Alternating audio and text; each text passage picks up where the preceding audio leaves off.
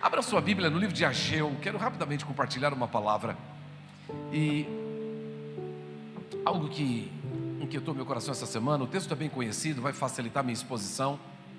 Ageu, capítulo 1. Ageu, capítulo 1. Enquanto você está abrindo, localizando, o último recado que eu preciso dar. Amanhã à noite nós estaremos indo visitar uma igreja irmã. Nós temos aqui da nossa denominação algumas igrejas na cidade, e a igreja de Santa Isabel está fazendo aniversário amanhã, lá no Pastor Leandro. Lá eu acho que é Rua Rússia. É Rússia? Lá, Rua Rússia. É lá na Santa Isabel. E amanhã, 7h30, nós estaremos indo lá participar de uma noite de aniversário. Tem uma série de preletores, amanhã tem um preletor muito especial, falei com o Leandro, e eu quero convidar você para participar comigo, tá bom? Se você precisa de localização, entre em algum dos grupos, solicite, ou no meu privado, eu posso passar para você a localização da igreja. Eu espero você lá que pode amanhã e que deseja estar conosco, 7h30, ali na Santa Isabel, tá bom? Muito bem, já oramos, cantamos, deixa eu compartilhar algo com você e preciso que você pense comigo. Nós estamos numa série, querido, coloca para mim, por favor, o tema da nossa série. Este é o tema da nossa série nesse mês. Nós estamos orando por esse tema, porque nós estamos num processo. Diga comigo, processo. Diga forte, processo. Eu creio que nós temos destino, e nós não chegamos ainda no nosso destino. Inquieta ou pulsa no meu coração o fato de que nós estamos caminhando. Aqui não é lugar para parar, esse não é o momento para descansar. A Bíblia diz que aqui não é o nosso descanso. O nosso descanso certamente será na eternidade. Há muito o que fazer, sim ou não, queridos? Há muito o que fazer. Então, nós estamos processando, nós estamos caminhando. O apóstolo Paulo nos faz um desafio dizendo: corramos até chegar à excelência, vocação em Cristo Jesus, à estatura da plenitude, à estatura da maturidade. Nós precisamos continuar caminhando. Eu não sei onde você está agora no processo da sua vida, mas deixa eu falar, querido, esse lugar que você está não é o fim. Ou tem alguém que já está com a senha na mão para essa noite? Não. Diga comigo: esse lugar onde eu estou agora não é o fim. Eu estou caminhando para chegar no meu destino. Estão comigo? Então nós vamos crescer sempre. Nós temos uma revelação, tivemos uma revelação ontem, e a revelação de ontem nos trouxe até aqui, mas nós precisamos de uma revelação hoje, porque a revelação de hoje vai nos levar até o amanhã. O amanhã é um lugar que o Senhor está nos levando, que também não é o nosso fim. O nosso fim é na eternidade, nos céus. Eu e você, nós somos vocacionados por Deus e fomos chamados, segundo João capítulo 1, verso 12, para ser filhos.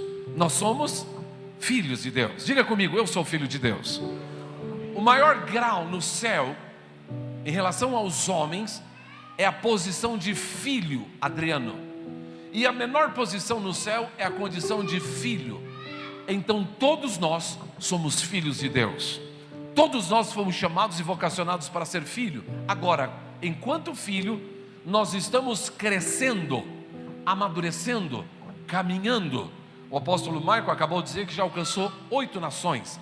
Não significa que ele alcançou todas as nações que Deus nos chamou para alcançar. Ele está no processo. Eu quero que você entenda que eu e você estamos no processo. Eu não sei quantas almas você ganhou para Jesus, mas você não ganhou todas, porque nós estamos no processo. Eu não sei quantas experiências você teve com Deus, mas você não teve todas as experiências, porque nós estamos no processo. Diga comigo, processo. Deus colocou coisas na sua mão para fazer, que você obviamente não terminou ainda, porque você está no processo. Porém, contudo, entretanto, nós temos adversários. A Bíblia diz que Satanás é o nosso adversário, e diante de nossos adversários haverão cadeias, barreiras que vão nos tentar impedir de chegar ao nosso destino. Eu estou olhando para você, querido, e eu olho e entendo que você é uma boa versão de você mesmo, mas você ainda não é a melhor versão de você. Diga comigo, eu posso ser melhor. Como esposo, você pode ser melhor. Como esposa, você pode ser melhor. Como filho, você pode ser melhor. Como pai, você pode ser melhor. Como empresário, você pode ser melhor. Como filho de Deus, você pode ser melhor. O mérito da questão, querido, é que nós não chegamos ao nosso destino, nós estamos melhorando, nós estamos caminhando e vamos chegar neste lugar. Quantos creem nisso? Diga glória a Deus.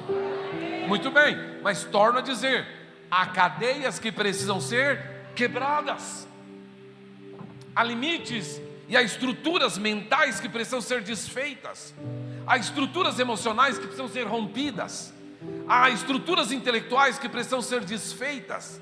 O mérito da questão é que eu e você precisamos voar nas asas do Espírito. A Bíblia diz que os que esperam no Senhor caminharão e não se fadigarão, mas voarão com asas como de águia. Eu preciso que você entenda que Deus colocou em nós uma unção de poder. Deus colocou em nós uma unção do seu Filho. Ele diz, eu vos darei. Ele já nos deu poder. Eu tenho poder para quê? Para viver na condição de filho de Deus. E na condição de filho de Deus, ser embaixador de céu e viver os céus aqui na terra. Quantos creem nisso? Diga aleluia. Então nós precisamos viver a nossa melhor versão de nós mesmos. E qual é a nossa referência, querido? Jesus. Você vai ser o melhor pai quando você se parecer com Jesus. Você vai ser o melhor filho quando você se parecer com Jesus. O melhor empresário quando se parecer com Jesus. O melhor de você mesmo quando você se parecer com Jesus. E eu vou ter tudo de Jesus quando Ele tiver tudo de mim. Vou repetir. Eu vou ter tudo dele quando ele tiver tudo de mim. Então existem cadeias que precisam ser quebradas, cadeias que precisam ser desfeitas, que te impede de caminhar, porque nós vamos prosperar, nós vamos caminhar, nós vamos crescer. Não, vocês não estão entendendo. Se você estivesse entendendo, você estava em cima do banco dando glória a Deus e jogando a Bíblia para cima. Eu vou repetir, nós vamos prosperar, nós vamos crescer, nós vamos alcançar o que Deus tem para nós. Amém, amados? Então, cadeias precisam ser desfeitas. Hoje eu quero pensar uma área específica a partir de Ageu capítulo 1. Quero pensar com vocês esse texto, Ageu capítulo 1. No segundo ano do rei Dário, no 6º mês, no 1º dia do mês, veio a palavra do Senhor por intermédio do profeta Ageu a Zorobabel, filho de Salatiel, governador de Judá, e a Josué, filho de Josadaque, o sumo sacerdote, dizendo, o Senhor está dizendo, através de Ageu, o seguinte: assim fala o Senhor dos exércitos, este povo diz. Quem está falando? O Senhor. A quem o Senhor está falando? Ao povo. Quem Deus está usando? Ageu. Eu só quero te localizar para que você entenda o que eu preciso que você entenda nessa noite. Então o Senhor está dizendo, não veio, este povo diz, o Senhor está afirmando, não veio ainda o tempo em que a casa do Senhor deve ser edificada. Diga comigo, casa do Senhor ser edificada. Para que você entenda o que eu preciso que você entenda, eu preciso trazer você a um contexto. Lá no livro de Reis, no primeiro livro de Reis, nos últimos capítulos do livro de Reis, a Bíblia faz a narrativa de um rei por nome Davi. Davi foi um rei extraordinário. Davi foi um homem que viveu acima do seu tempo e acima da média. A Bíblia diz que Davi era um homem segundo o coração de Deus. Diga glória a Deus. Um homem segundo o coração de Deus. Davi, ele batalhou todas as batalhas que Deus o propôs, e ele venceu todas as batalhas. Deixa eu dizer uma coisa para você, querido. Se você tiver a bênção do Senhor, todas as batalhas que você batalhar, você vai sair vencedor. Porque nós servimos um Deus que Ele não é um Deus que é vencido em batalhas. Ele é o Senhor dos exércitos. Quantos creem nisso? Diga glória a Deus.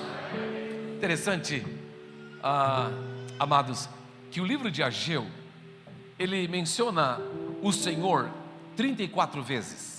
O livro de Ageu tem 38 versículos só. Tem 15 no primeiro capítulo, 25 no segundo capítulo. ele menciona o Senhor 34 vezes, é quase uma vez por capítulo. Ele menciona o Senhor dos exércitos 14 vezes. Deus está apresentando uma credencial. Qual credencial? Eu sou o Senhor, e eu sou o Senhor dos exércitos. Eu preciso que você entenda, e vamos entender o contexto.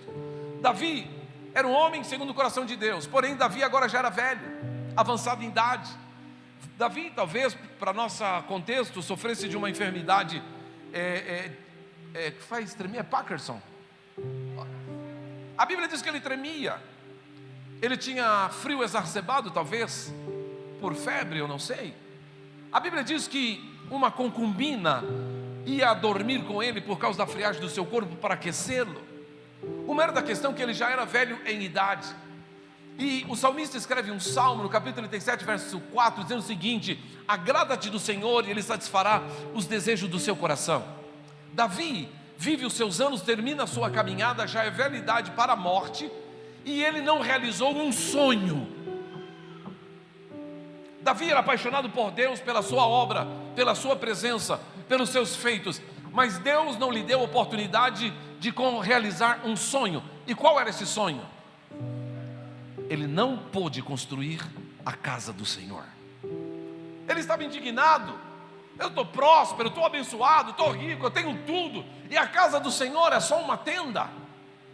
Ele tinha um sonho de realizar essa casa, mas Deus disse a ele: você não vai construir esta casa, porque você tem muito sangue nas mãos. Todo mundo sabe dessa história. Davi era um cara extremamente sanguinário. Davi era um homem que matou muitos homens. Davi era um homem que conquistou muitas batalhas, que estabeleceu o juízo de Deus através da nação de Israel, e foi um instrumento poderosamente usado pelo Senhor. Eu mencionei à tarde que Davi, ele recebeu um desafio do seu sogro Saul, quando ele vence Golias, e Saul propôs a ele para um dote, e ele disse: olha, eu não tenho que dar por dote. Então Saul virou para ele e falou: então me dá 100 prepúcios de filisteu. Você sabe o que é um prepúcio, querido? Sabe o que é um prepúcio? Se você não sabe, eu vou te explicar o que é um prepúcio. Prepúcio é uma parte carnosa, vamos dizer assim, que está por cima da glande do órgão genital masculino. Aquela carne é um prepúcio. Um prepúcio. O judeu, no 8º dia de vida, era cortado aquele prepúcio, chamado de uma circuncisão. A doutora Dora está aqui? Não vi ela aqui à frente? Faltou? Liga para ela, para mim, que pergunta que ela não veio no culto. É que a marcação é errada, né? Às vezes ela esteja aqui na transmissão. Eu ia perguntar uma questão técnica para ela, mas olha. O mero da questão é que na circuncisão do judeu, ao 8º dia, eles cortavam o prepúcio.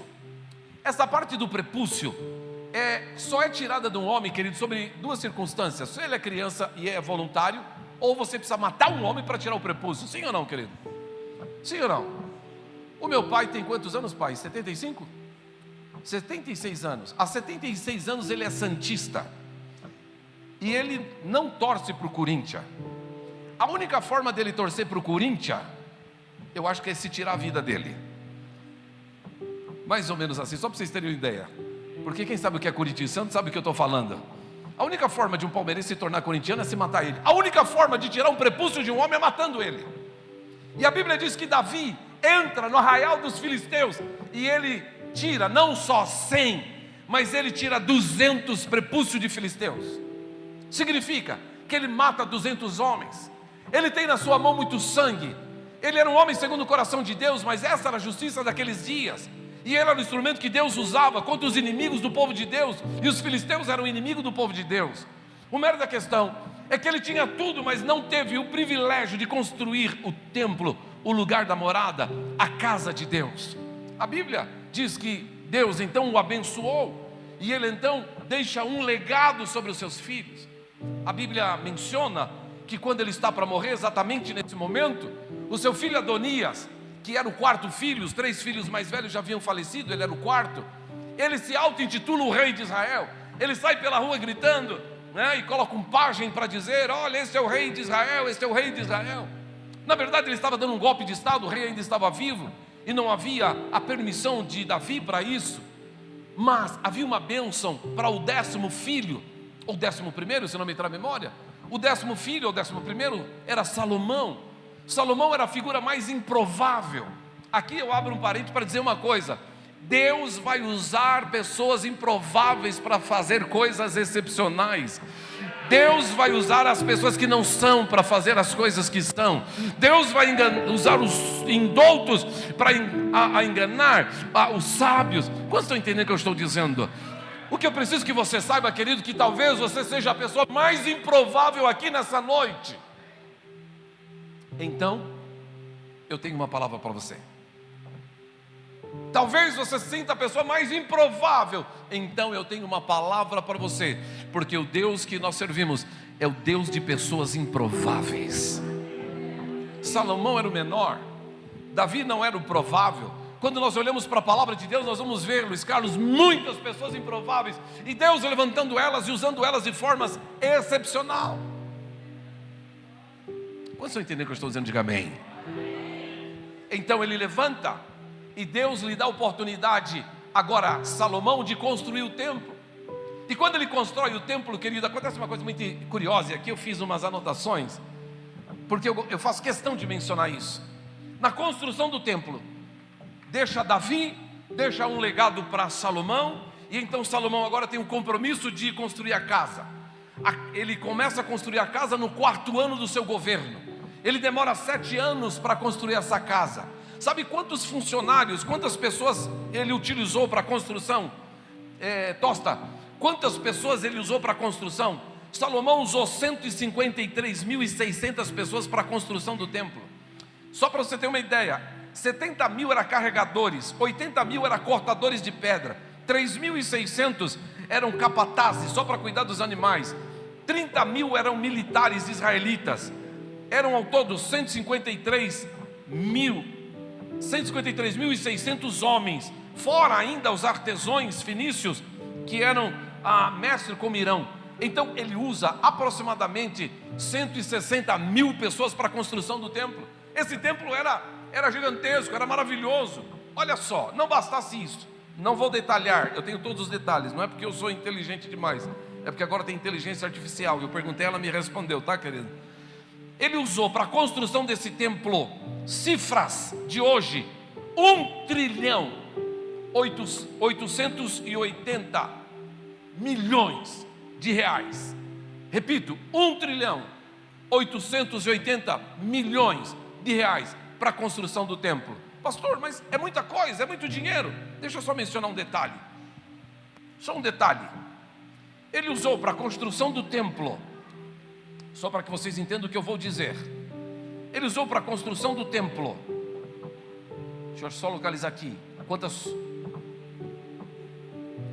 Ok, 3.420 toneladas de ouro, 34.200 toneladas de prata, entre outros materiais de cedro, cipreste importado, bronze, ferro. Além disso, quase 160 mil trabalhadores, 1,880 trilhões de reais para a construção do templo. Deixa eu te fazer uma pergunta: Deus tem problema de dinheiro, querido? Deus nunca teve problema de dinheiro. Ele é o Senhor de todas as coisas. A Bíblia diz que Ele é o Rei dos reis e Senhor dos senhores, de tudo que tem na terra e de tudo que há no céu. Ele não tem problema com coisa alguma, porque Ele de fato é o Senhor. Mas Ele dá oportunidade para Salomão construir o templo. E Salomão constrói o templo, e o templo está pronto, e ele mata 22 mil bois, e é uma festa, e mata mais não sei quantos bois, e aquela coisa, dia da inauguração. Quem aparece para a festa? Yahvé. Yahvé. A Bíblia diz que a glória do Senhor encheu aquela casa. Sabe o que aconteceu? Os levitas, que eram inúmeros, os sacerdotes que estavam ali, todos caíram em terra, todos caíram por terra. Alguns não conseguiram ficar lá dentro, muitos caíram por terra, ninguém ficou de pé, porque a glória do Senhor estava na sua casa. Diga comigo: a glória do Senhor estava na sua casa. Aonde que ele estava a glória do Senhor? Lá no templo. Eu quero abrir um parênteses para dizer uma coisa, querido. Quando Jesus está no Calvário, e quando ele menciona Eloi, Eloi, clama sabachthani, Deus meu, por que me desamparaste? O véu do templo rasgou. E a Bíblia diz que hoje eu e você, nós somos morada do Altíssimo. A glória do Senhor está sobre a sua vida. João capítulo 1, verso 14. Deus nunca foi visto por ninguém, antes o seu Filho, este se fez conhecer. Então Jesus se revelou. Quem viu Jesus viu a sua glória. Quem tem o Espírito tem a sua presença. Eu preciso dizer que esta casa é a casa do Senhor, e eu e você, nós somos a morada do Altíssimo. Se você pode aplaudir o Senhor, glorifique o seu nome, exalte o Senhor, adore o Senhor com tudo aquilo que você tem, com tudo aquilo que você é. Aleluia! Ele está em nós. Há uma obra a ser feita, há algo a ser realizado. Eu não posso parar. Eu não sei se você entende isso, querido, mas eu preciso que o Espírito de Deus te inquiete nesta noite, porque este lugar não é um lugar de parar. Repito e torno a dizer, eu não sei onde você está na etapa da sua vida, mas este não é o lugar de desistir, este não é o lugar de parar, este não é o lugar de simplesmente estar estático ou inerte. Eu venho como profeta hoje dizer, levanta e anda. Takashi, levanta e anda, querido. Muito bem. Salomão agora morre, e seu filho Jeroboão herda toda a riqueza de Israel. E aqui eu tenho um detalhe, eu preciso que você entenda. Davi deixou para Salomão um legado, e então ele tem aquele legado e constrói o templo e vive debaixo daquele legado. Mas ele deixa para Jeroboão uma herança. Qual a diferença entre legado e herança? E aqui eu tenho uma palavra para você. Qual a diferença entre legado e herança? Legado é aquilo que você deixa dentro de uma pessoa. Herança é o patrimônio que você deixa para essa pessoa. Eu quero perguntar aos pais que estão aqui, qual o legado que vocês estão deixando para os seus filhos? Eu quero perguntar para as mães que estão aqui, qual o legado que vocês estão deixando para suas filhas? Desculpa acrescentar algo que não estava aqui na minha, mas eu sinto dizer isto. Alguém me mandou um vídeo essa noite passada, acho que foi o Hannah que me mandou, e eu abri o vídeo de um pastor de Belo Horizonte, contando uma história que sucedeu naquela cidade, de um pai que bateu na mãe, no apartamento da sua casa, bateu na sua mãe, ao ponto dela desmaiar. E quando ela desmaiou, desmaiada, ele pegou o filho no colo e sentou na maquise do prédio, com seu filho no colo, a ponto de se lançar. E os vizinhos ouviram o filho dizer: pai, não faz isso, pai, não faz isso, pai, não faz isso, pai, não faz isso. E os vizinhos testemunharam o grito do filho, que estava no colo do pai, à beira de pular. E o pai pulou. Essa tragédia foi transmitida e conhecida. Ele se matou com o filho. E esse pastor disse uma coisa que eu achei precioso. Nós temos os nossos filhos no nosso colo, e toda vez que você corrompe o seu coração, o seu caráter, toda vez que você abre a sua internet para visitar lugares que não são decorosos, ou dar atenção, ou alongar uma história que vai te levar a corromper o seu coração e o seu caráter, você pula com seus filhos. Nenhum pai na sã consciência, ele faz isso, porque quando faz, ele sabe que ele está deixando um legado para os seus filhos. e um legado de desgraça e de destruição. Eu e você, nós somos homens e mulheres de Deus. Pode ser que no processo você tenha pecado, você precisa voltar para o Senhor e pedir perdão e se arrepender. Deus é um Deus de misericórdia, e a palavra de Deus diz: se confessarmos nossos pecados, Ele é fiel e justo para nos perdoar e nos purificar de todos os nossos pecados, porque somos passivos do erro. Mas não é passivo permanecer no erro. Eu vos falo como seu pastor nessa noite, não é passivo permanecer no erro. O cair é do homem, o levantar é de Deus. Então Deus está nos dando e te dando a oportunidade de levantar, e não só levantar, se posicionar e andar, e ser um homem de Deus, e ser um testemunho na sua casa. Um dia eu aconselhando um pai em Goiânia, e para minha lamentação era um pastor, um pai pastor. Eu virei para esse pai e disse um versículo bíblico. Eu disse: olha, as más companhias corrompem os bons costumes. Dizendo para esse pai pastor, eu disse: e sabe qual é o maior problema? O maior problema é quando a má companhia é o pai. Você é uma péssima companhia para os seus filhos. Você é uma péssima companhia para os seus filhos. Esse pai largou a mãe e houve uma tragédia naquela casa. Então eu preciso dizer aos pais: não queira deixar para os seus filhos só uma herança, deixe um legado. Eu quero dizer para as mães: não deixa só uma herança. Bruno, não deixa só uma herança. Não se preocupe muito com a riqueza que você vai deixar. Talvez a herança que nós vamos deixar não seja tão importante. O importante é o que nós vamos imprimir no coração dos nossos filhos, das nossas filhas, dos nossos netos, das gerações. O que as pessoas vão falar de nós, o que as pessoas vão falar de vocês, o que as pessoas vão falar de você no seu velório.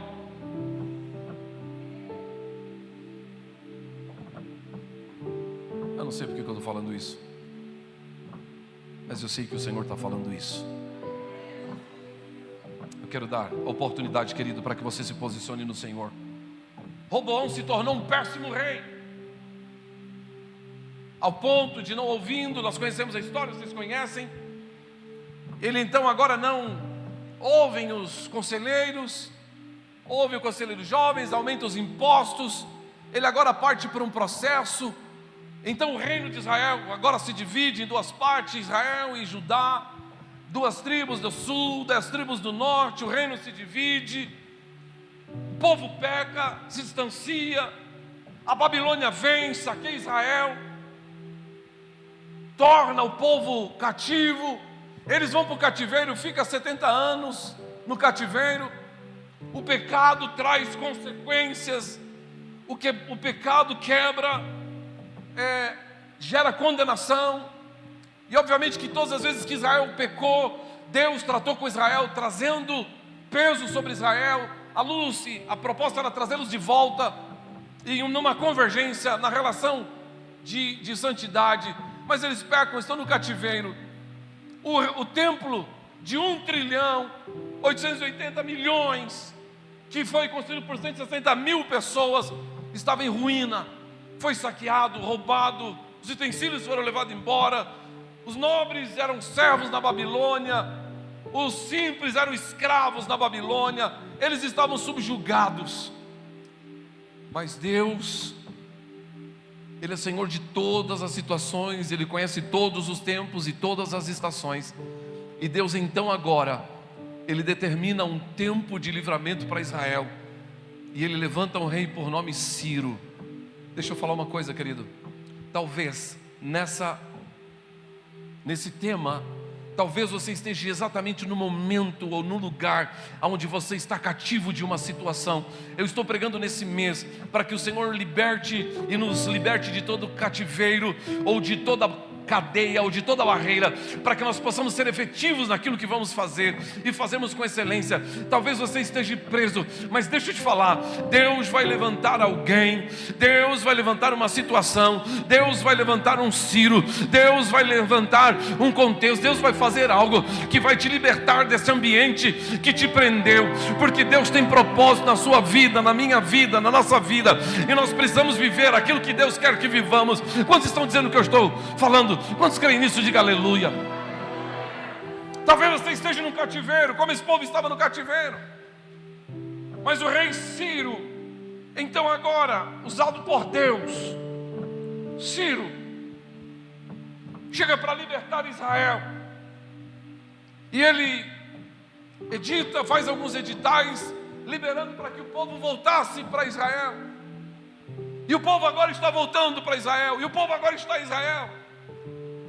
E agora o povo em Israel tem uma palavra de Deus. E a palavra está em Ageu, exatamente nesse contexto. Ageu agora ministra uma palavra da parte do Senhor. Volta para mim. Não vou me alongar muito. Não, desculpa, vou alongar sim, tá, queridos? Brincando. Eu quero concluir. Assim diz o Senhor. O povo está dizendo: não veio ainda o tempo em que a casa do Senhor deva ser edificada. Quem que está falando, queridos? O povo. Deus está afirmando algo que o povo está dizendo. O que o povo está falando? Não é tempo de construir a casa do Senhor.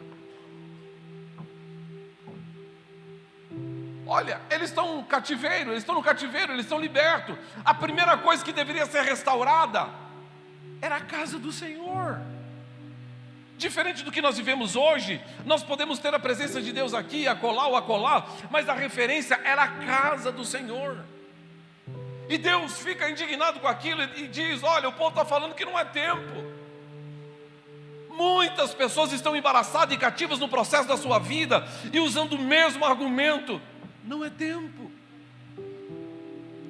Muitas pessoas que estão na igreja há tempo e ainda estão dizendo: não é tempo. Irmão, o tempo foi o dia que o Senhor te resgatou das trevas, o dia que você aceitou Jesus. Aí começou o tempo de Deus já está sendo processado na sua vida. Não, você não pode ficar protelando mais. Quantas pessoas estão protelando o tempo? Quando eu tiver, pastor, um salário e eu ganhar 10 mil reais, eu vou fazer. Deixa eu te falar, querido, você vai ganhar 50 mil reais e não vai fazer. Porque o problema não está na condição, o problema está na prioridade. O negócio não é a condição. Quando eu tiver um carro, eu vou fazer a obra. Ninguém precisa de carro para fazer a obra. O carro é só uma ferramenta, você precisa ter prioridade. Prioridade.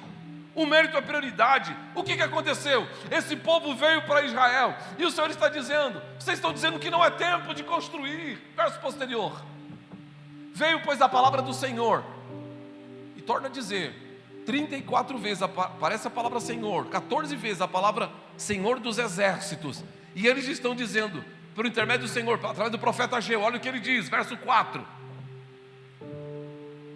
acaso é tempo de habitar vós em casas apaneladas, enquanto essa casa permanece em ruína?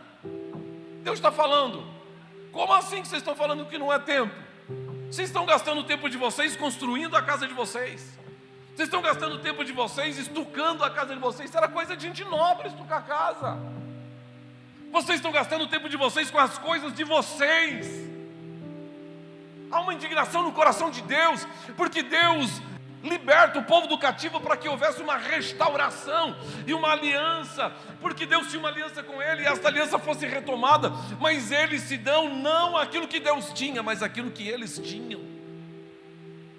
O mérito da questão, querido, que talvez eu e você implique no mesmo erro, de argumentar que não é tempo, ou talvez nem temos tempo. Não é questão de tempo, porque nós temos todo o tempo que nós precisamos. É questão de prioridade.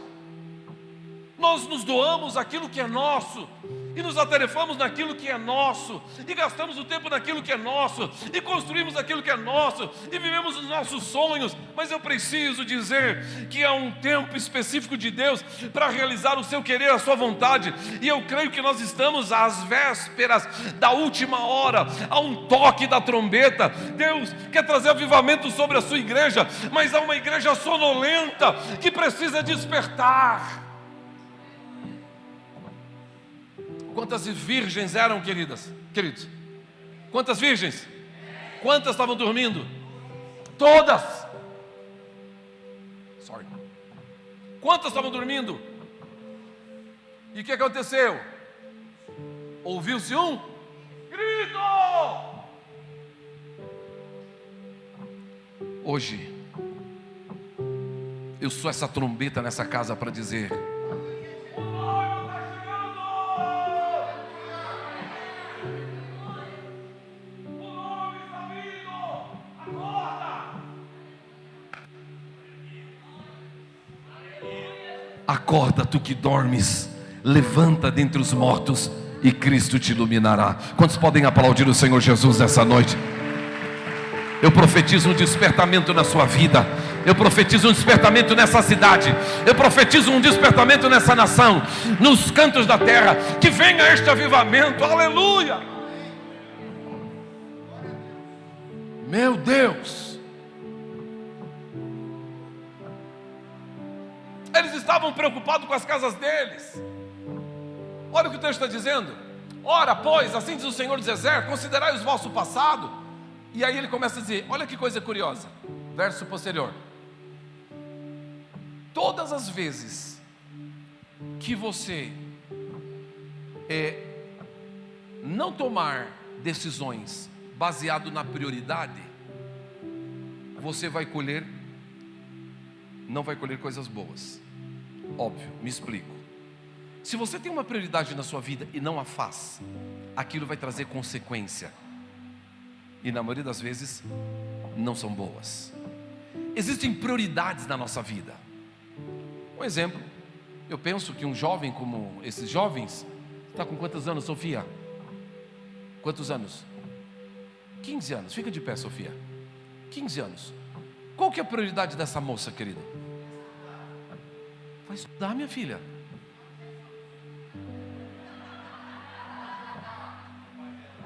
Vai estudar. Chega a Sofia aqui para mim, pastor, eu estou gostando do rapaz, queria namorar para a gente casar. Ela está no tempo para isso, querido? Isso não é uma prioridade. Não nessa geração, talvez da geração passada. Eu não estou falando das mães e mulheres que casaram no passado, que casaram com 12, 13, 14 anos. Era uma prioridade no passado, hoje não. O negócio é que todas as vezes que você protelar prioridades, você vai colher coisas que não são produtivas e não vai te ajudar no processo. Olha o que está acontecendo. Eles começam a tomar decisões que não são prioridades. Fica comigo aqui, querido. Olha nos meus olhos, já estou terminando. Olha o que acontece. Tende semeado muito e... Primeira prioridade. Eles semeavam, mas não... Eles estavam fazendo o quê? A coisa certa na hora errada. Existe um tempo certo para as coisas certas. Existem prioridades. Eu preciso insistir. Talvez você esteja protelando algo que você já deveria estar fazendo hoje. Talvez você está deixando para amanhã algo que você já deveria estar executando hoje. Você está perdendo tempo. Se você não priorizar aquilo que Deus te deu como prioridade, você não vai colher aquilo que você deseja colher. Vai semear muito e colher? Quantas empresas quebraram porque tinha gente plantando fora do tempo? Quanta gente simples prosperou sem muito esforço porque entendeu as prioridades? Existe um tempo determinado para todas as coisas. Repita comigo, há um tempo para tudo. Tá, plantavam muito e colhia pouco. Outra coisa, comeis, mas não. Eles comiam, mas não era suficiente. Eles não tinham bastante na mesa. Segundo. Terceiro, vestiam, mas não se aquece. O frio vinha, a roupa era pouco. Eles não tinham aquilo que era necessário. Recebe um salário para pô-lo num saco furado. Por quê, querido? As prioridades estavam equivocadas. Quanta gente aqui, olhando para mim agora, meu Deus, já colocou dinheiro em saco furado. Ô trem sem graça. Sim ou não, querido? Colocou dinheiro em saco furado. Trabalhou. Saco furado. Trabalhou. Saco furado. Sabe por quê, querido? Talvez as prioridades da sua vida estejam equivocadas. Porque no livro de Ageu, eu repito, talvez você não tenha entendido, 34 vezes ele se apresenta como Senhor, 14 vezes ele se apresenta como Senhor dos exércitos. Ele está falando: eu quero fazer por vocês aquilo que vocês não podem fazer, mas vocês de forma tola querem fazer aquilo que vocês acham que vocês podem fazer. Então eu passo a dizer que as prioridades de vocês não são minhas prioridades. As minhas prioridades são outras. Vocês estão ocupados com a sua casa, eu estou preocupado com o relacionamento, porque a minha bênção não vem a partir da sua prosperidade financeira, a minha bênção vem a partir do relacionamento de Deus com o homem. Quantos estão entendendo o que eu estou dizendo, querido? A bênção vem da relação do homem com Deus, não é daquilo que eu tenho. Aquilo que você tem, querido, não vai te alavancar naquilo que Deus quer, a não ser que Ele tenha propósito. Então existe uma prioridade. Estão comigo aí? Por favor, no próximo verso. Assim diz o Senhor dos Exércitos: considerai o vosso passado. Verso posterior: subi ao monte. Qual que é a palavra para nós agora? Qual que é a palavra para nós agora? Subam o monte.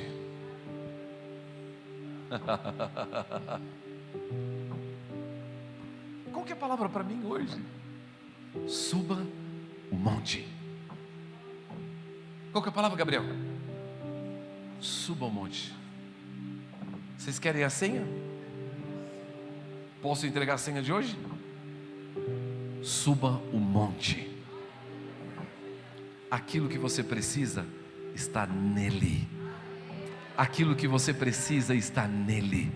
Aquilo que você precisa está nele. Eu falo sem medo de errar, sem medo de perder, sem medo de perder as prioridades. Aquilo que você precisa está nele. Suba o monte. Essa palavra não está aí por acaso, querido, é profética. Suba o monte, querido. Suba o monte, irmão. Suba o monte, minha irmã. Suba o monte, querido. Suba o monte. Suba o monte. Suba o monte. Suba o monte, meu amado. Você quer alcançar vitória? Suba o monte. Pastor, mas amanhã eu tenho tanta conta para pagar, querido. Suba o monte. Vai viver o resto da sua vida pagando conta e não vai pagar todas. Suba o monte. O monte do relacionamento, o monte da entrega, o monte da humilhação, o monte de nos derramar diante dele, o monte de dar tudo para ele, o monte de colocar nossa prioridade diante dele, o monte de dizer: verdadeiramente o Senhor é o Senhor dos exércitos, aleluia. Eu sei, diz o Senhor, que planos tenho a vosso respeito, são planos de paz, diz a palavra do Senhor. Mas prioridades equivocadas vão te trazer consequências equivocadas. Primeira palavra e a senha: suba ao monte, edificai a casa, dela me. Coisa linda. Vou terminar. Vem cá, Gustavo. Aqui, profético. Suba ao monte. Suba ao monte. Suba ao monte. Edifica a minha obra. Aqui. E eu vou estar nessa casa. Eu vou me agradar dessa casa. Eu quero estar contigo. Tudo o que Deus quer fazer é restaurar essa aliança. Amém, amados? Tudo o que Deus quer fazer é restaurar essa aliança. Por isso a senha é: suba ao monte. Eu vou me alegrar nessa casa. Qual casa? Nessa casa. Nessa casa. Nessa casa. Diga: nessa casa. Diga: nessa casa. Aleluia. Obrigado, querido. Deus abençoe. Vai para o capítulo 2 para me fechar. Oh, mas está uma festa aqui hoje com esse casalzinho. Me ajuda aqui, querido. 2:1. Estou terminando. Segundo ano do rei Dario, no 7º mês, do 21º do mês, veio a palavra do Senhor por intermédio do profeta Ageu dizendo. O que aconteceu aqui? Só para vocês entenderem. Essa palavra aqui está fazendo um seminário, né? Não vou falar que vou terminar mais não, mas já estou terminando. O que aconteceu? Eles começaram a levantar. Os velhos ficaram tristes porque gastaram 1,88 trilhões de reais e agora eles vão levantar um templo, eles não têm dinheiro para isso. Segundo, os mais novos estavam alegres porque podiam levantar a casa. Havia um misto. Eles começaram a construção e pararam. Deus volta a falar com eles. E aí fala: Agora Zorobabel, filho de Zatiel, governador de Judá, e Josué, filho de Josadaque, o sumo sacerdote e o resto do povo, dizendo, Deus está falando: quem dentre vós que tenha sobrevivido contemplou esta casa na primeira glória? Alguns viram a primeira glória, alguns experimentaram a primeira estação, alguns experimentaram o primeiro momento. Foi maravilhoso. Nossa, Deus veio na casa, a casa era linda. Talvez alguém aqui tenha vivido uma primeira estação e foi maravilhoso, foi glorioso. Só que essa casa, há um tempo, há uma nova casa, e olha o que está acontecendo. E como vedes agora, não é ela como nada aos vossos olhos, porque a casa que eles estavam construindo agora não tinha o mesmo aspecto, era mais simples. Verso posterior: ora pois, e a palavra de Deus aqui, ora pois, ser forte. Hoje tem duas senhas: sobe o monte e ser forte. Talvez, querido, a cadeia que te prendeu foi o seu passado, por alguma coisa que você viveu no passado e acha que não pode ver mais no futuro. Talvez a tristeza da sua alma e a cadeia que te prende, às vezes te prende no passado, porque construir talvez seja mais fácil do que reconstruir. Não é fácil reconstruir. Por quê, pastor? Porque eu tenho uma referência do passado, e eu tenho medo que eu não seja tão feliz no presente como eu sou no passado, e às vezes temo. Mas eu tenho uma palavra de Deus para nós: ser forte. Sobe o monte, ser forte. Qual que é a palavra? Olha o que ele está falando. Diz o Senhor: e trabalhai. Por quê? Eu sou convosco, Senhor dos exércitos. Verso posterior, e aqui é uma palavra profética. Aqui a coisa está terminando.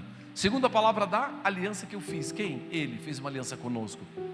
Fiz que saísse do Egito, meu espírito habita no meio de vós. Não temais, não temas. Ele está dizendo: eu sou o Senhor dos exércitos, não temas.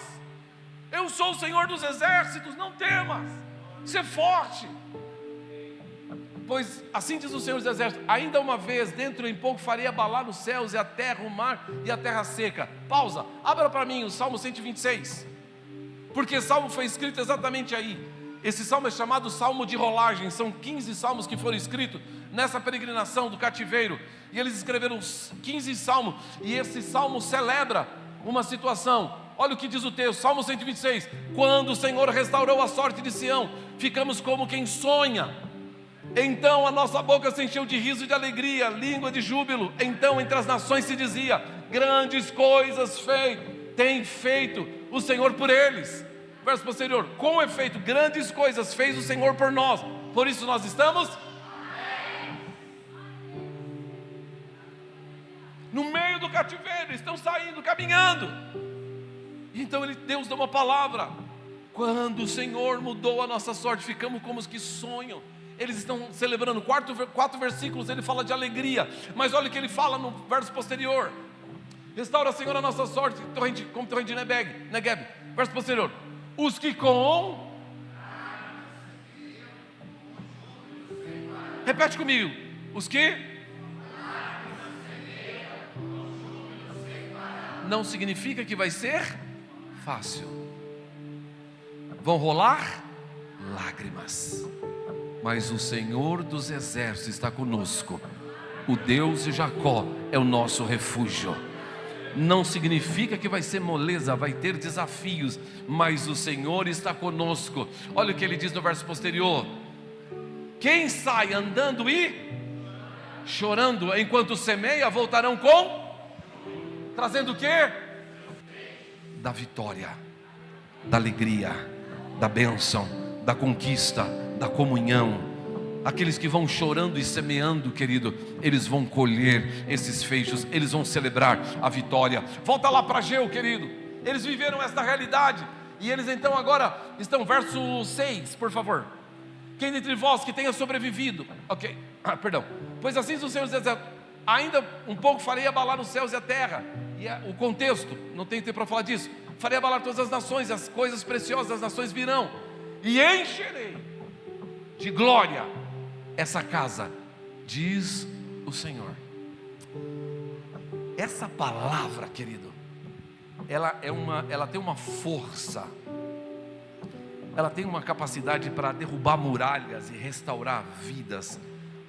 Essa palavra para mim hoje é um rema. Eu tomei como verdade do Senhor este versículo. Qual versículo? 8. Minha é a prata, meu é o ouro, diz o Senhor dos Exércitos. 9. A glória desta última casa será maior do que a primeira, diz o Senhor dos Exércitos. E neste lugar darei a paz. O que ele vai dar? Quem que vai dar paz? Não é o dinheiro, não é a circunstância, não é as coisas terrenas. O que vai nos dar a paz é o Senhor. De onde vem a glória? Do céu. Quem vai dar glória? O Senhor. Então, se você está preso no passado, achando que não é possível ser feliz no presente, Ele já liberou uma palavra. Se você está preso no passado e quebrou, achou que não consegue abrir uma empresa, Ele já quebrou. Minha prata, meu ouro, Ele vai nos abençoar, Ele já nos abençoou, e Ele vai derramar sobre nós a sua paz. Eu preciso desta paz, eu preciso disso. Quem está falando e assinando? O Senhor dos Exércitos. Se você pode, com toda a sua força, aplauda o Senhor, receba esta palavra dos céus, vive esta verdade em Deus, pois Ele é o Senhor. Aleluia! Fica de pé no seu lugar, querido.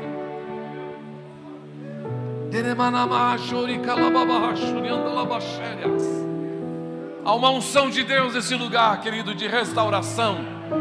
Há uma unção de ajustamento, de alinhamento. Hoje Deus está restaurando casamentos. Hoje Deus está liberando provisões. Hoje Deus está operando milagres. Deus está restaurando a fé, a comunhão. Deus está te chamando para um ambiente de santidade. Ele está dizendo: eu vou te dar minha paz. Fica tranquilo, confia, ser forte, não tenha medo. Suba ao monte, eu vou te dar a minha paz. Quantos querem esta paz? Diga aleluia. Com as suas mãos erguidas aos céus, ao solo dessa canção, querido, eu quero que você tome posse desta verdade. Porque se Deus está falando no seu coração, querido, tome posse desta verdade. Elias, toma posse desta verdade, querido, em nome de Jesus. Toma posse desta verdade.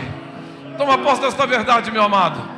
Minha amada irmã, toma posse desta verdade. Adeudo, toma posse desta verdade. Washington, toma posse desta verdade. Bruno, toma posse desta verdade. É chave, é palavra de Deus para nós. Toma posse desta verdade, querido, em nome de Jesus. Uau!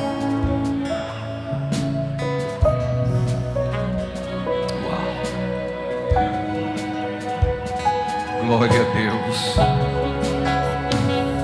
Glória a Deus. Glória a Deus. Glória a Deus.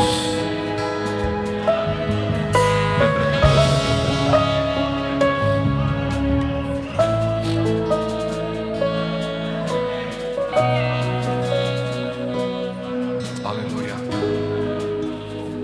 Eu estou pastor, querido, há 36 anos. Raras vezes na minha vida eu vi uma visão de um ser angelical. Mas hoje o Senhor me mostrou um homem de branco bem no meio da igreja.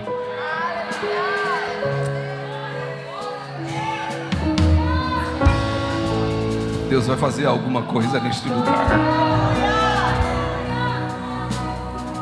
Deus vai fazer alguma coisa na sua vida, querido. Deus vai fazer alguma coisa nas nossas vidas. A Ele seja toda a honra e toda a glória para todo sempre. Nós te amamos, Jesus. Você pode mandar um beijo para Jesus, querido. Te amamos, Jesus. Te amamos. Que o amor de Deus, a graça do nosso Senhor Jesus Cristo e as divinas consolações do seu Santo Espírito seja conosco agora e para sempre. Dá um abraço no seu irmão e diga: te prepare, tem algo novo chegando. Deus abençoe, uma boa semana.